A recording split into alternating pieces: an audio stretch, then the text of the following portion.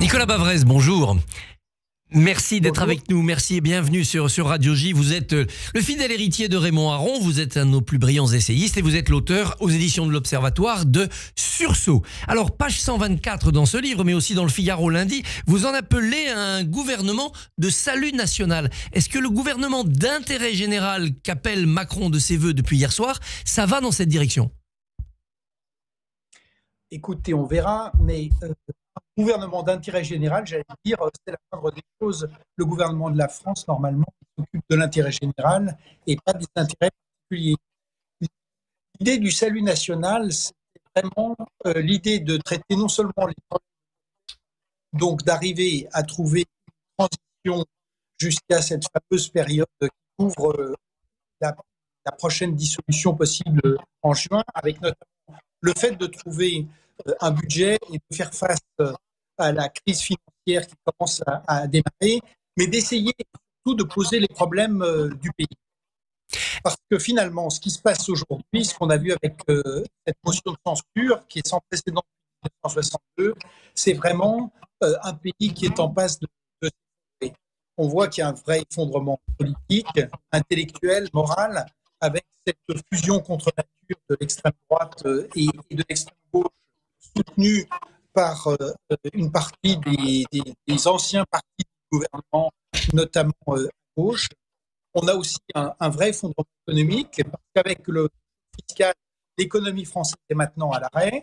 On a une crise financière qui a démarré, et on a un pays qui est complètement marginalisé aujourd'hui en Europe et dans le monde. On le voit avec par exemple, l'expulsion d'Afrique. Très bien. Donc, alors, Nicolas Bavrez, on a bien entendu cette première partie, mais la liaison s'est interrompue. Je vous propose qu'on vous rappelle au téléphone et on vous reprend dans une seconde. Ne restez avec nous, mais on va changer de canal. À tout de suite. Tout à fait, on va retrouver Nicolas Bavrez. Alors c'est vrai qu'on parle de cette allocution hier soir d'Emmanuel Macron, Christophe, qui a fait plusieurs annonces, qui a accusé notamment l'extrême droite et l'extrême gauche de générer le chaos. Oui, il a voulu renverser la responsabilité de la situation, c'est-à-dire que ce n'est pas ma faute, ce n'est pas la dissolution, même s'il a compris et il a reconnu que cette dissolution n'était pas comprise par les Français, mais c'est bien l'alliance du RN et du nouveau Front Populaire. Je crois qu'on a retrouvé Nicolas Bavrez. Tout à fait. Très bien. Nicolas, rebonjour. Rebonjour, Donc, désolé de... Non, mais c'est pas vous, c'est les mystères du numérique et des télécommunications. Vous nous décriviez les risques qui pèsent sur nous. Vous dites dans votre livre qu'on pourrait tout à fait avoir une sorte d'effondrement financier, une panique financière, dites-vous, à la Liz Truss. C'est page 107 et dans votre livre. Est-ce que c'est véritablement imminent ? Alors c'est une possibilité parce que les marchés ne sont pas linéaires, c'est-à-dire qu'une fois que la crise commence, elle accélère et elle va très vite. Aujourd'hui, les choses sont contenues. On a une montée des taux d'intérêt, un écart de 90 points de base avec l'Allemagne. On emprunte plus cher que l'Espagne, le Portugal et la Grèce. Donc les signaux d'alerte sont là. Mais pour l'instant, il n'y a pas vraiment d'emballement. Mais cet emballement, il peut vraiment arriver en cas, premièrement, d'impasse politique, et puis en cas d'absence de budget, et donc une incertitude politique et une incertitude financière majeure. Et là, on pourrait avoir effectivement une brutale montée des taux d'intérêt qui étranglerait le budget de la France. On aura déjà 60 milliards de charges de la dette l'an prochain, sur une dette qui fait quand même 3 milliards, et ça peut aller très vite à 100 milliards et au-delà. Et à ce moment-là, eh bien, la France se trouverait financièrement étranglée. Vous décrivez aussi, page 158, un autre danger, le spectre de la guerre civile, dites-vous. Vous citez Blaise Pascal, le plus grand des mots est les guerres civiles. Est-ce que nous sommes là aussi dans une tension sociétale qui peut amener à la guerre civile ? Alors la tension, elle est clairement là. Quand on regarde depuis 2017, la France est le seul pays qui a cumulé à la fois les gilets jaunes, des manifestations très violentes autour de la réforme des retraites, des émeutes urbaines, le soulèvement des agriculteurs, et puis ce qui se passe aujourd'hui en Nouvelle-Calédonie ou en Martinique, dont on parle très peu, mais qui relève du chaos complet. En Nouvelle-Calédonie, par exemple, on a détruit 2,5 milliards de biens sur une économie qui pèse 8 milliards. Et on a aujourd'hui 30% de la population qui est au chômage. dommage avec un pays détruit qu'on n'arrive même pas à reconstruire puisque la sécurité n'est toujours pas rétablie. Donc ça reste possible.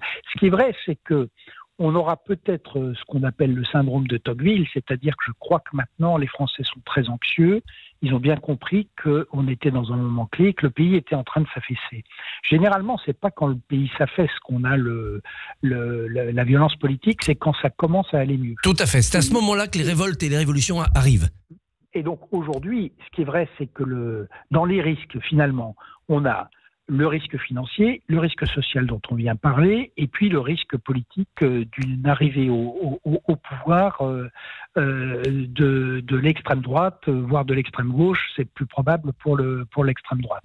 Et c'est vrai qu'aujourd'hui, avec la crise politique qui menace de tourner à la crise de régime, c'est la crise financière qui pour l'instant c'est la crise financière qui est le premier de ces risques. La démission du président de la République est présentée par l'extrême gauche comme une forme d'issue.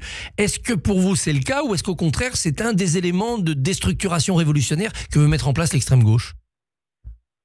Alors, on est dans une situation sans précédent. Avec Emmanuel Macron, le président de la République qui est censé être le garant des institutions est l'homme qui les a mises sans dessus dessous. Ça n'est jamais arrivé depuis 1958.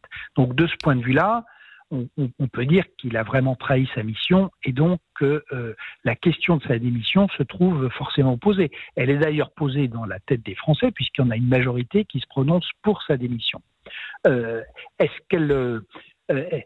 Rien ne serait pire que de faire la même chose que pour cette dissolution calamiteuse et non préparée. Donc, je ne suis pas du tout certain qu'Emmanuel Macron finira son quinquennat, mais s'il doit partir, il faut qu'il le fasse de manière organisée, planifiée, et qu'on puisse précisément organiser cette fois-ci un grand débat démocratique qui n'a pas eu lieu lors de sa réélection, soit dit en passant, un grand débat autour des questions fondamentales qui se posent au pays. Le sursaut, et vous décrivez dans votre livre tous les atouts, toutes les forces de la France, le sursaut dans notre histoire, il est toujours arrivé avec un homme providentiel aux manettes. On est encore dans ce modèle où ça peut être un sursaut purement collectif. Bien justement, je crois que c'est l'intérêt de cette période, c'est qu'il va falloir trouver des solutions qu'on n'a pas trouvées jusqu'à présent. C'est-à-dire que généralement dans notre histoire, il est vrai que le sursaut se fait autour d'une personnalité charismatique. Donc on pense évidemment au XXe siècle à Clémenceau ou au général de Gaulle, et à partir de l'État et à partir du haut. Cette fois-ci, on a des questions majeures, donc est-ce qu'on va garder la maîtrise de notre destin ou est-ce qu'on va passer sous la tutelle du FMI, de l'Union européenne et de la BCE? Est-ce qu'on veut rester fidèle à la République ou est-ce qu'on cède à la tentation autoritaire? Et pour répondre à ces questions, on n'a pas de femme ou d'homme providentiel aujourd'hui, on l'a vu avec éclat. Et finalement, à travers l'impasse complète du quinquennat d'Emmanuel Macron, c'est la fin d'une classe politique qui était la technocratie de la Ve République. Donc aujourd'hui, ce qui est à peu près sans précédent dans notre histoire, c'est qu'il est vrai que raisonnablement, le salut ne peut venir que des Français.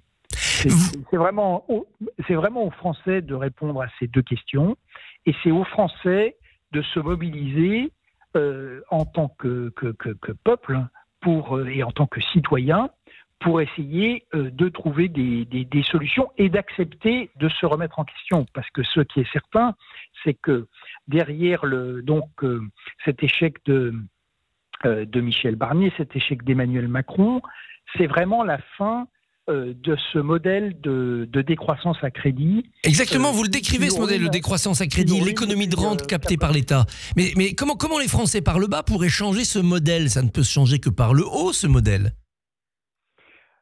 Pas forcément, parce que d'abord, il est frappant de voir qu'il y a une partie de la France qui est au meilleur niveau mondial dans les entreprises. Il est frappant de voir que dans des collectivités, il y a des endroits de la France, c'est une espèce c'est plus une nation, c'est une espèce de peau de léopard avec des endroits où les gens arrivent à trouver des solutions et puis des endroits qui s'effondrent totalement.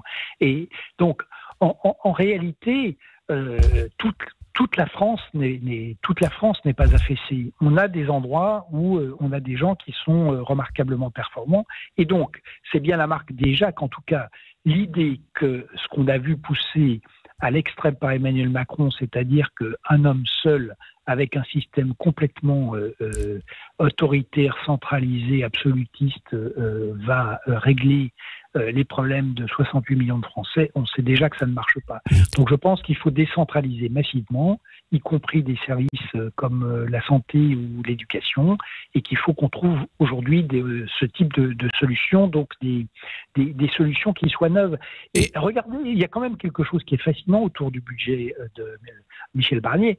En soi, c'était un très mauvais budget. Le choc fiscal de 2 points de PIB, il était aberrant. Le fait de mettre ça essentiellement sur les entreprises, c'était une folie dans la situation présente, alors que Trump va effondrer le prix de l'énergie, des taxes et des normes. Mais ce qui me frappe, c'est que, alors même qu'on ne savait pas vraiment finalement quelle serait la dernière mouture du budget, alors même qu'on ne savait pas s'il serait adopté, et d'ailleurs il a finalement été rejeté, la société et l'économie ont réagi avec une vitesse et une vigueur incroyables. Aujourd'hui, le taux d'épargne, il a explosé.